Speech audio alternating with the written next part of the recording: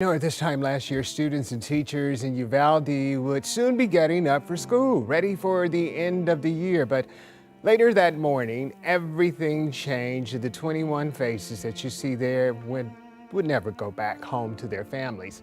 Today, the governor is ordering Texas flags to fly at half-staff to honor the victims of Uvalde. He's also calling for a moment of silence at 11:30 a.m. So if you want to set your phones to honor them, you can do so. That marks the exact time the shooting rampage at Robb Elementary School started. It is the deadliest school shooting in Texas history. A Texas House Committee report shows the gunman entered the school through the back door because it was unlocked. Surveillance video shows the shooter then going into rooms 111 and 112. It took Uvalde police 5 minutes to arrive on the campus. But as we would learn, they and other law enforcement waited for 77 minutes before moving in to take the shooter down. In the end, there were more than 400 officers from several different departments that responded to the scene.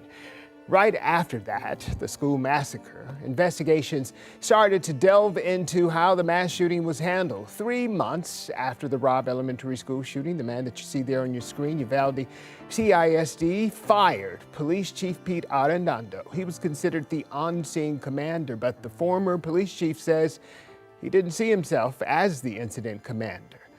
Lieutenant Mario Pargas, that man that you see there, was the acting police chief that day for the city police.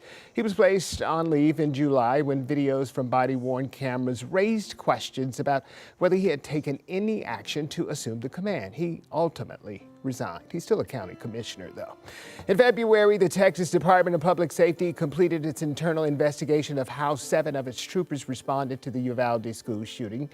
The agency fired 1 officer, Sergeant Juan Maldonado, and was attempting to terminate another. A 3rd trooper, Crimson Elizondo, resigned before the investigation into her could be resolved. But she was later hired by the school system's police department.